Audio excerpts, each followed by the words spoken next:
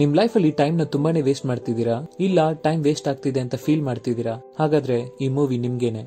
Future ಅಲ್ಲಿ ನಮ್ ಕೈಯಲ್ಲಿ ಒಂದು ಟೈಮರ್. ಆ ಟೈಮರ್ ಅಲ್ಲಿ ಟೈಮ್ ಇದ್ರೇನೆ ನಾವು ಬದುಕಿರ್ತೀವಿ.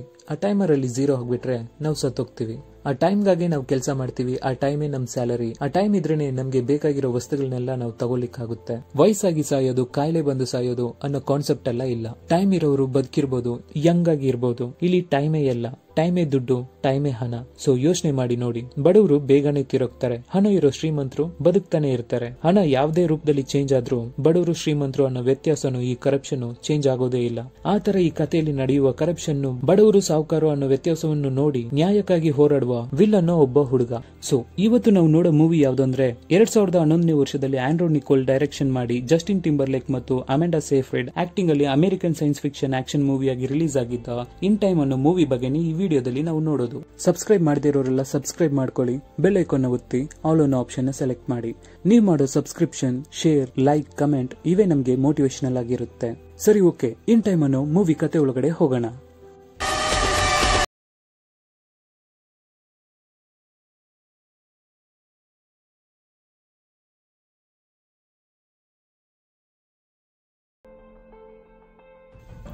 ಹೀರೋ ಕೈಯಲ್ಲಿರುವ ಟೈಮರ್ ಇಂದಾನೆ ಕತೆ ಶುರುವಾಗುತ್ತೆ. ಸುಮಾರು ಒಂದು ದಿನ ಇದೆ. 23 hours 48 minutes ಮಾತ್ರನೇ ಇದೆ ಅವ್ರ ಹತ್ರ. ಹಾಗೆ ಬೆಡ್ ಇಂದ ಎದ್ದೇಳ್ತಾನೆ. ಇವರೇ ಹೀರೋ, ವಿಲ್ ಸೆಲಸ್. ಇದೇ ಇವರಮ್ಮ. ಇವರಮ್ಮನ್ಗೆ ಇವತ್ತು 50ನೇ ವರ್ಷದ ಹುಟ್ಟುಹಬ್ಬದ ದಿನ. ಆದ್ರೆ ನೋಡಿ ಎಷ್ಟು ಯಂಗ್ ಆಗಿದ್ದಾರೆ. ಇಲ್ಲಿ 25 ವರ್ಷದ ಮೇಲೆ ಯಾರಿಗೂ ಏಜ್ ಆಗಲ್ಲ. Time only matters. ಅವ್ರ ಕೈಯಲ್ಲಿರೋ ಟೈಮರ್ ಅಲ್ಲಿ 3 ದಿನ ಇದೆ. ಅವ್ರು ಹೇಳ್ತಾರೆ, ಮನೆದು ಲೋನ್, ಎಲೆಕ್ಟ್ರಿಸಿಟಿ ಬಿಲ್ ಎಲ್ಲ ಕಟ್ಟೋದಿದೆ, ಆದ್ರಿಂದ ನಾನು 2 ದಿನ ಕಂಟಿನ್ಯೂಸ್ ಕೆಲಸದಲ್ಲಿ ಇರ್ತೀನಿ. ಸೊ ನೈಟ್ ಅಲ್ಲಿ ನಾನು ಕೆಲಸ ಮಾಡುವ ಪ್ಲೇಸ್ಗೆ ಬಂದು ನನ್ನ ಮೀಟ್ ಮಾಡು ಅಂತ ಹೇಳ್ತಾರೆ. ಅದಕ್ಕೆ ವಿಲ್ ಕೂಡ ಓಕೆ ಅಮ್ಮ, ಹ್ಯಾಪಿ ಬರ್ಡೇ, ನನ್ಗೂ ಟೈಮ್ ಆಯ್ತು, ನನ್ ಕೆಲ್ಸಕ್ಕೆ ಹೊರಡ್ತೀನಿ ಅಂತ ಹೇಳಿ ಹೊರಡ್ಬೇಕಾದ್ರೆ ಅಮ್ಮ ವಿಲ್ ನ ಕರೆದು ಒಂದು ½ an hour ಕೊಡ್ತಾರೆ. ಚೆನ್ನಾಗಿ ಊಟ ಮಾಡು ಅಂತ ಹೇಳಿ ಕಳುಹಿಸಿ ಕೊಡ್ತಾರೆ. ಹಾಗೆ ಅಲ್ಲಿಂದ ಆಚೆ ಬರ್ತಾನೆ ವಿಲ್. ಹೊರಗಡೆ ಸಿಟಿ ತುಂಬಾನೇ ಬ್ಯುಸಿ ಆಗಿದೆ. ಯಾಕೆಂದ್ರೆ ಟೈಮ್ ಮ್ಯಾಟರ್ಸ್ ಅಲ್ವಾ. ಸೊ ಒಂದ್ ಕಾಫಿ ಶಾಪ್ಗೆ ಕಾಫಿ ಕುಡಿಯೋಣ ಅಂತ ಹೋದ್ರೆ ಒಂದ್ ಕಾಫಿ ರೇಟ್ 8 minutes ಅಂತ ಹೇಳ್ತಾರೆ. ನಿನ್ನೆವರೆಗೂ ಕಡಿಮೆ ಇತ್ತಲ್ಲ ಅಂತ ಕೇಳ್ಬೇಕಾದ್ರೆ ರೇಟ್ ಎಲ್ಲ ಜಾಸ್ತಿ ಆಗ್ತಾನೆ ಇದೆ, ನಿನ್ಗೆ ಕಾಫಿ ಬೇಕಾ ಬೇಡವಾ, ಹೀಗೆ ಮಾತಾಡ್ಕೊಂಡೆ ನಿಂತಿರ್ತೀಯ ಅಂತ ಕೇಳ್ಬೇಕಾದ್ರೆ ಸರಿ ಓಕೆ ಕಾಫಿ ಕುಡಿ ಅಂತ ಕಾಫಿನ ತಗೊಂಡು ಹಾಗೆ ಅವ್ನು ಕೆಲಸ ಮಾಡುವ ಫ್ಯಾಕ್ಟರಿಗೆ ಬರ್ತಾನೆ. ಕೆಲಸ ಎಲ್ಲ ಮುಗಿಸಿ ಸ್ಯಾಲರಿ ತಗೊಳ್ಬೇಕಾದ್ರೆ ನಿನ್ನೆಗಿಂತ ಸ್ಯಾಲರಿ ಕಡಿಮೆ ಇದೆ. ಯಾಕೆ ಅಂತ ಕೇಳ್ಬೇಕಾದ್ರೆ ರೇಟ್ ಎಲ್ಲ ಜಾಸ್ತಿ ಆಗೋಯ್ತು, ಆದ್ರಿಂದ ಸ್ಯಾಲರಿ ಕಡಿಮೆ ಆಗ್ತಾ ಇದೆ ಅಂತ ಹೇಳ್ತಾರೆ. ಸೊ ಕಡಿಮೆ ಆದ ಸ್ಯಾಲರಿನ ತಗೊಂಡು ಕ್ಲಬ್ಗೆ ಬರ್ತಾನೆ ವಿಲ್. ಕ್ಲಬ್ ಅಲ್ಲಿ ಅವ್ನ ಫ್ರೆಂಡ್ ನ ಮೀಟ್ ಮಾಡ್ತಾನೆ. ಅವ್ನ ಫ್ರೆಂಡ್ ಏನ್ ಹೇಳ್ತಾನೆ ಅಂದ್ರೆ, ಇಲ್ಲಿಗೆ ಒಬ್ಬ ಹೊಸದಾಗಿ ಬಂದಿದ್ದಾನೆ, ಅವನ ಕೈಯಲ್ಲಿ ಸುಮಾರು 100 ವರ್ಷ ಇಟ್ಟಿದ್ದಾನೆ, ಅವನೇ ಇವತ್ತು ಕ್ಲಬ್ ಅಲ್ಲಿ ಇರೋರ್ಗೆಲ್ಲರಿಗೂ ಟ್ರೀಟ್ ಕೊಡಿಸ್ತಾನಂತೆ ಅಂತ ಹೇಳ್ತಿರ್ಬೇಕಾದ್ರೆ ಅವನ್ನ ನೋಡ್ತಾನೆ ವಿಲ್. ಹಾಗೆ ನೋಡ್ಕೊಂಡು ಅವನ ಹತ್ರ ಹೋಗಿ, ನೀನು ಇಷ್ಟು ಟೈಮ್ ನ ಇಟ್ಕೊಂಡು ಇಲ್ಲಿ ಇರಬಾರ್ದು, ಇಲ್ಲಿ ರಾಬರೀಸ್ ಎಲ್ಲ ನಡೆಯುತ್ತೆ, ಸೊ ಇಲ್ಲಿಂದ ಬೇಗ ಜಾಗ ಖಾಲಿ ಮಾಡು ಅಂತ ಹೇಳ್ತಾನೆ. ಹಾಗೆ ಅವನು ಹೇಳ್ತಿರ್ಬೇಕಾದ್ರೆ ಇವನು ಕ್ಯಾರೆ ಮಾಡದೆ ನಗಾಡ್ತಾನೆ ಇದ್ದಾನೆ. ಆವಾಗ ನಮ್ ವಿಲ್ ಹೇಳ್ದಂಗೆ ಅಲ್ಲಿಗೆ ಒಬ್ಬ ರಾಬರ್ ಬರ್ತಾನೆ. ಅವನೇ ಆ ಊರಲ್ಲಿ ತುಂಬಾ ಫೇಮಸ್ ಆದ ರಾಬರ್. ಈ ತರ ಕೈಯಲ್ಲಿ ತುಂಬಾನೇ ಟೈಮ್ ಇಟ್ಟಿರೋರ ಹತ್ರ ಹೋಗಿ ಅವ್ರ ಕೈಯಲ್ಲಿರೋ ಟೈಮ್ ನ ಕದ್ಕೊಳ್ತಾನೆ. ಹಾಗೆ ಟೈಮರ್ ನು 0 ಮಾಡಿ ಅವ್ರನ್ನ ಕೊಂದು ಬಿಡ್ತಾನೆ. ಅವನ ಹೆಸರೇ ಮಿನಿಟ್ ಮ್ಯಾನ್. ಸೊ ಅವನು ಏನ್ ಮಾಡ್ತಾನೆ ಅಂದ್ರೆ ಅಲ್ಲಿಗೆ ಬಂದ್ಬಿಡ್ತಾನೆ. ಅವನು ನೋಡಿದ ತಕ್ಷಣ ಎಲ್ಲರೂ ಪಬ್ ಇಂದ ಆಚೆ ಹೊರಟೋಗ್ಬಿಡ್ತಾರೆ.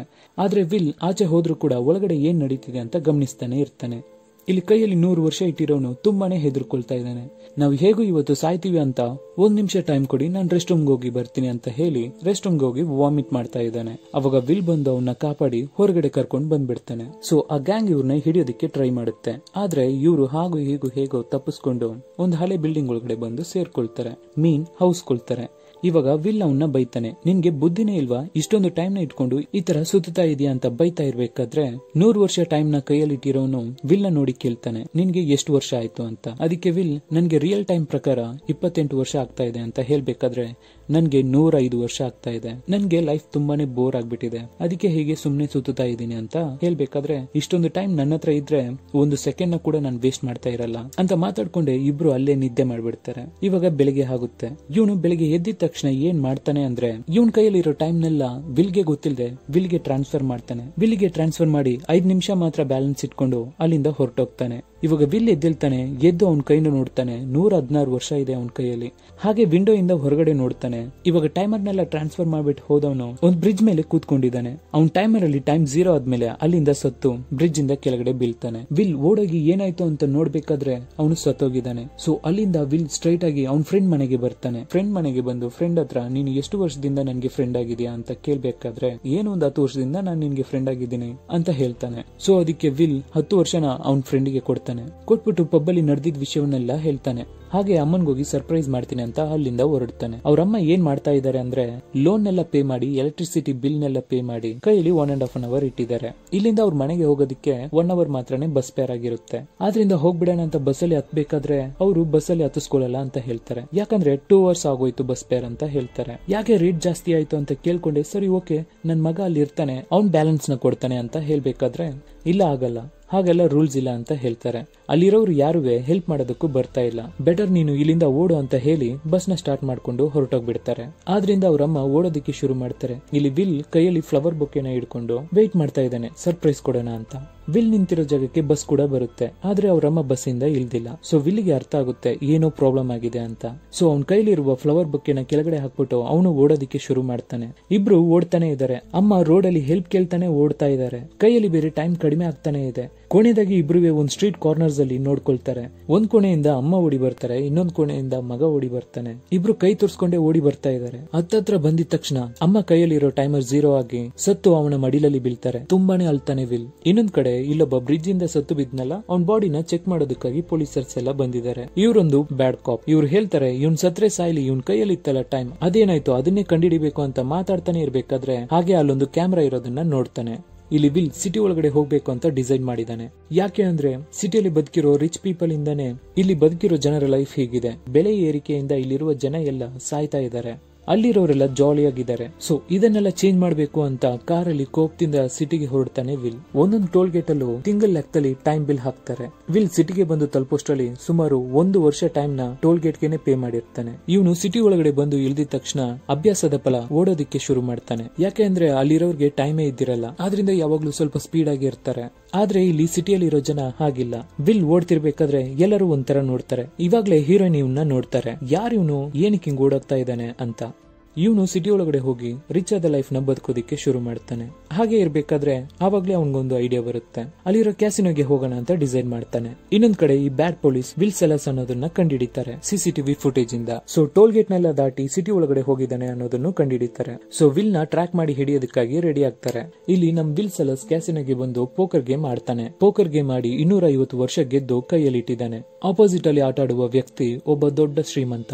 ಅವನು ವಿಲ್ ನ ನೋಡಿ ಕಿಂಡಲ್ ಮಾಡ್ತಾನೆ. ನೀನು ಚಿಕ್ಕ ಹುಡುಗ, ನಿನ್ಗೆ ರಿಸ್ಕ್ ತಗೊಳ್ಳೋದಕ್ಕೆಲ್ಲ ಬರಲ್ಲ ಅಂತ ಹೇಳ್ಬೇಕಾದ್ರೆ ವಿಲ್ ಏನ್ ಮಾಡ್ತಾನೆ ಅಂದ್ರೆ ಅವನ ಹತ್ರ ಇರೋ ಎಲ್ಲಾ ಟೈಮ್ ನು ಬೆಡ್ಡಿಂಗ್ ಆಗಿ ಇಟ್ಟು ಬರೀ 30 ಸೆಕೆಂಡ್ಸ್ ನ ಮಾತ್ರ ಇಟ್ಕೊಂಡು ಗೇಮ್ ಆಡ್ತಾನೆ. ಕೊನೆಯದಾಗಿ 3 ಸೆಕೆಂಡ್ಸ್ ಇದೆ ಅನ್ಬೇಕಾದ್ರೆ ಗೇಮ್ ನ ಗೆದ್ದು ವಿಲ್ ಅವನು ಎಷ್ಟು ಸ್ಟ್ರಾಂಗ್ ಅನ್ನೋದನ್ನ ಪ್ರೂವ್ ಮಾಡ್ತಾನೆ. ಆಮೇಲೆ ಆಪೋಸಿಟ್ ಅಲ್ಲಿ ಇರೋ ಶ್ರೀಮಂತ ಒಬ್ಬರನ್ನ ಇಂಟ್ರೊಡ್ಯೂಸ್ ಮಾಡಿ ಕೊಡ್ತಾನೆ. ಅದು ಯಾರಂದ್ರೆ ನಮ್ ಹೀರೋಯಿನ್, ಅವನ್ ಮಗಳು. ಈವ್ನಿಂಗ್ ನಡೆಯುವ ಪಾರ್ಟಿಗೆ ವಿಲ್ ನ ಇನ್ವೈಟ್ ಮಾಡ್ತಾರೆ. ಇನ್ವೈಟ್ ಮಾಡಿದ್ರೆ ಹೋಗದೆ ಇರಕ್ಕಾಗುತ್ತಾ? ಸೊ ಆದ್ರಿಂದ ವಿಲ್ ಒಂದು ಕಾಸ್ಟ್ಲಿ ಆದ ಕಾರ್ ನ ತಗೊಂಡು ಆ ಪಾರ್ಟಿಗೆ ಬಂದು ಜಾಯ್ನ್ ಆಗ್ತಾನೆ. ಈ ಟೈಮ್ ಅಲ್ಲಿ ಆ ಪೊಲೀಸ್ ವಿಲ್ ಎಲ್ಲಿದ್ದಾನೆ ಅನ್ನೋದನ್ನ ಟ್ರೇಸ್ ಮಾಡಿ ಕಂಡುಹಿಡಿತಾರೆ. ಇಲ್ಲಿ ಪಾರ್ಟಿಯಲ್ಲಿ ವಿಲ್ಲಿಗೆ ಏನುವೇ ಅರ್ಥ ಆಗ್ತಿಲ್ಲ. ಶ್ರೀಮಂತರಾಗೆ ಇದ್ದಾರೆ, ತಿನ್ನೋದಕ್ಕೂ ಏನೇನೋ ಇದೆ. ಆ ಶ್ರೀಮಂತ ಅವನ್ ಫ್ಯಾಮಿಲಿನ ಕರ್ಕೊಂಡ್ ಬಂದು ವಿಲ್ಲಿಗೆ ಇಂಟ್ರೊಡ್ಯೂಸ್ ಮಾಡಿ ಕೊಡ್ತಾನೆ. ಇದು ನನ್ ವೈಫ್, ಇದು ನನ್ ಮಕ್ಳು ಅಂತ ಇಂಟ್ರೊಡ್ಯೂಸ್ ಮಾಡಿ ಕೊಡ್ತಾನೆ. ಮೂವರು ಒಂದೇ ತರ ಇದ್ದಾರೆ. ಯಾಕಂದ್ರೆ ಎಲ್ಲ ಕೈಯಲ್ಲಿರೋ ಟೈಮ್ ತಾನೆ, ಏಜ್ ಎಲ್ಲ ಆಗಲ್ಲ.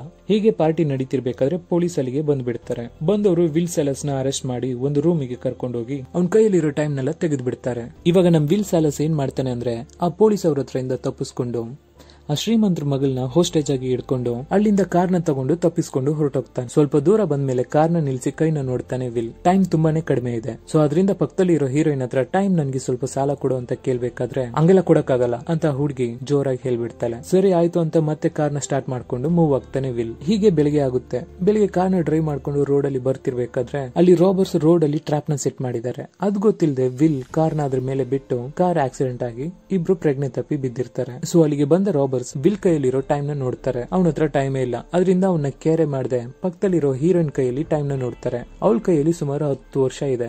ಸೊ ಅದನ್ನ ಫುಲ್ ಆಗಿ ತೆಗಿತಾ ಇದಾರೆ ಈ ರಾಬರ್ಸ್. ಹೀಗೆ ತೆಗಿತಿರ್ಬೇಕಾದ್ರೆ ಅಲ್ಲಿ ಪೊಲೀಸರ್ಸ್ ಬರ್ತಾರೆ. ಪೊಲೀಸ್ ನ ನೋಡಿದ ತಕ್ಷಣ ಈ ರಾಬರ್ಸ್ ಅಲ್ಲಿಂದ ಓಡೋಗ್ತಾರೆ. ಇವಾಗ ಹೀರೋಯಿನ್ ಇದ್ದ ಅವಳ ಕೈನ ನೋಡ್ಬೇಕಾದ್ರೆ ಬರೀ 30 ಮಿನಿಟ್ಸ್ ಮಾತ್ರ ಇದೆ. ಹೀರೋಯಿನ್ ಏನಾದ್ರೂ ಮಾಡು ಅಂತ ವಿಲ್ ಹತ್ರ ಹೇಳ್ಬೇಕಾದ್ರೆ ಬಾ ಇವಾಗ ಬಾ ಕತೆಗೆ ಅಂತ ಹೇಳಿ ಹೀರೋಯಿನ್ ಹತ್ರ ಇಂದ 15 ಮಿನಿಟ್ಸ್ ನ ತಗೊಂಡು ಹೀರೋಯಿನ್ ಕರ್ಕೊಂಡು 10 ವರ್ಷ ಟೈಮ್ ಕೊಟ್ಟಿದ್ನಲ್ಲ ಆ ಫ್ರೆಂಡ್ ಮನೆಗೆ ಹೋಗ್ತಾನೆ. ಹೋಗಿ ಡೋರ್ ನ ನಾಕ್ ಮಾಡ್ತಾನೆ. ಡೋರ್ ಓಪನ್ ಮಾಡ್ತಾ ಇಲ್ಲ. ಸ್ವಲ್ಪ ಬಿಟ್ಟು ವಿಲ್ ಅವನ್ ಫ್ರೆಂಡ್ ವೈಫ್ ಬಂದು ಡೋರ್ ನ ಓಪನ್ ಮಾಡ್ತಾರೆ. ಎಲ್ಲಿ ಫ್ರೆಂಡ್ ಅಂತ ಕೇಳ್ಬೇಕಾದ್ರೆ ನೀನ್ 10 ವರ್ಷ ಟೈಮ್ ಕೊಟ್ಟೆ, ಅವನು ಸುಮ್ನೆ ಬಿಡ್ತಾರ, ಅವ್ರ ರಾಬರ್ಸ್ ಅವನ್ನ ಸಾಯಿಸ್ಬಿಟ್ರು ಅಂತ ಹೇಳ್ತಾರೆ. ವಿಲ್ ಅಲ್ಲಿಂದ ಬೇಜಾರ್ ಮಾಡ್ಕೊಂಡು ಬರ್ತಾನೆ. ಬಂದು ಹೀರೋಯಿನ್ ನ ಚೆಕ್ ಮಾಡ್ತಾನೆ.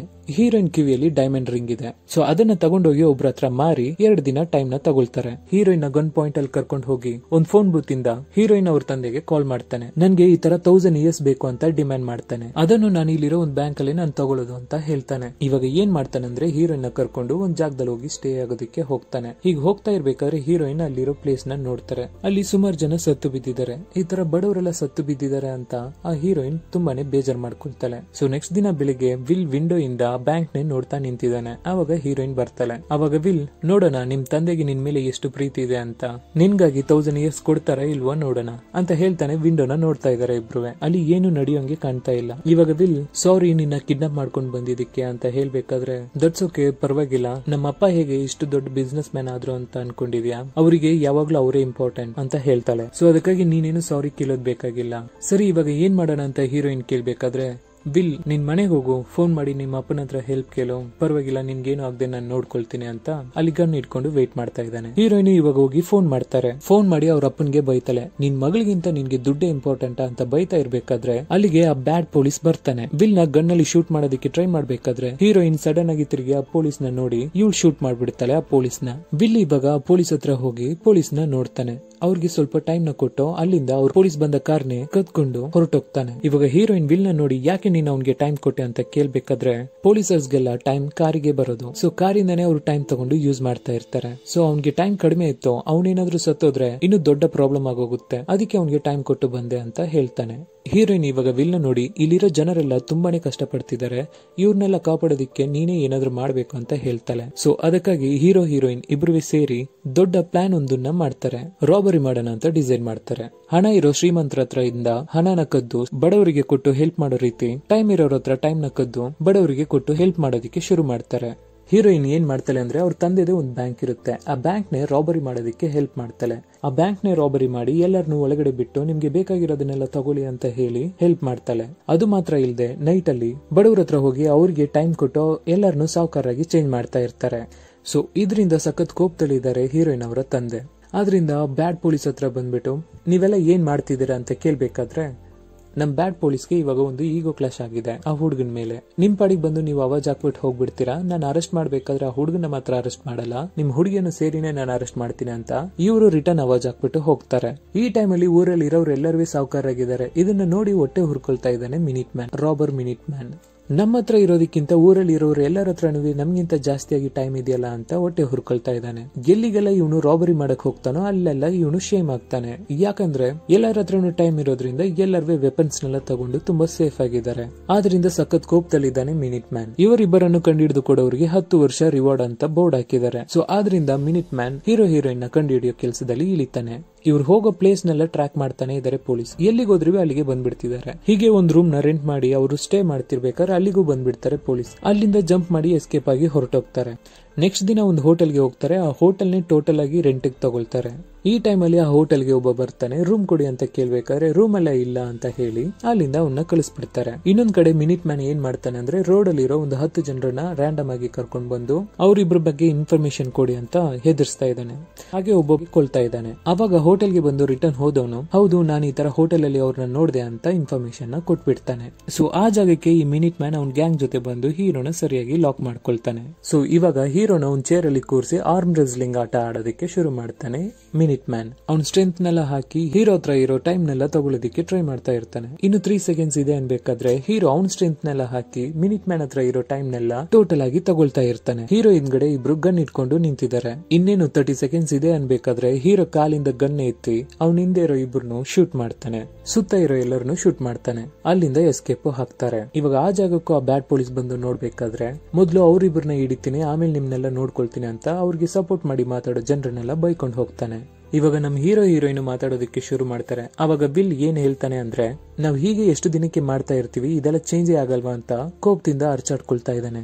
ಈ ತರ ಸಾವುಕಾರೆಲ್ಲ ಸರಿಯಾಗಿ ಟ್ಯಾಕ್ಸ್ ಪೇ ಮಾಡದೆ ಹಣನ ಸೇವ್ ಮಾಡಿ ಇಟ್ಕೊಳ್ಳೋದ್ರಿಂದ ಈ ತರ ಬಡವರು ಸಾಯ್ತಾನೆ ಇರ್ತಾರೆ, ಬಡವರು ಬಡವರಾಗೆ ಇರ್ತಾರೆ, ಸಾವುಕಾರ ಆಗ್ತಾನೆ ಇರ್ತಾರೆ. ಇದನ್ನೆಲ್ಲ ನಾವ್ ಏನು ಮಾಡಕ್ಕಾಗಲ್ಲ ಅಂತ ಹೇಳ್ತಿರ್ಬೇಕಾದ್ರೆ ಇವಾಗ ಹೀರೋಯಿನ್ ಒಂದ್ ವಿಷಯ ಹೇಳ್ತಾರೆ. ಹಾಗಾದ್ರೆ ಬಡವರನ್ನೆಲ್ಲ ಸಾವುಕಾರರಾಗಿ ಚೇಂಜ್ ಮಾಡ್ಬಿಡೋಣ ಅಂತ ಹೀರೋಯಿನ್ ಹೇಳ್ತಾಳೆ. ಹಾಗ್ ಮಾಡ್ಬೇಕಂದ್ರೆ ತುಂಬಾ ಹಣ ಬೇಕು ಅಂತ ವಿಲ್ ಹೇಳ್ತಾನೆ. ಅದಕ್ಕೆ ಹೀರೋಯಿನ್, ನಮ್ ತಂದೆ ಒಂದು ಬ್ಯಾಂಕರ್, ಅವರು ಬೇಕಿಲ್ದಿರೋ ಹಣನೆಲ್ಲ ಸೇವ್ ಮಾಡಿಟ್ಟು ತುಂಬಾ ಇಂಟ್ರೆಸ್ಟ್ ಗೆ ಬಿಟ್ಟು ತುಂಬಾ ಹಣನ ಸೇವ್ ಮಾಡಿ ಇಟ್ಟಿದ್ದಾರೆ, ಜನರನ್ನೆಲ್ಲ ಬಡವರು ಮಾಡಿದ್ದಾರೆ. ಸೊ ಅವ್ರ ಹತ್ರ ಇಂದ ರಾಬರಿ ಮಾಡೋಣ, ಅವ್ರ ತರನೇ ಇನ್ನೂ ತುಂಬಾ ಜನ ಇದ್ದಾರೆ, ಅವ್ರ ಹತ್ರ ಎಲ್ಲರ ಹತ್ರ ಇಂದನೂ ರಾಬರಿ ಮಾಡೋಣ ಅಂತ ಪ್ಲಾನ್ ಮಾಡ್ತಾರೆ. ಸೊ ಪ್ಲಾನ್ ಮಾಡ್ದಂಗೆ ಹೀರೋಯಿನ್ ಅವ್ರ ತಂದೆ ಹತ್ರ ಹೋಗ್ತಾಳೆ.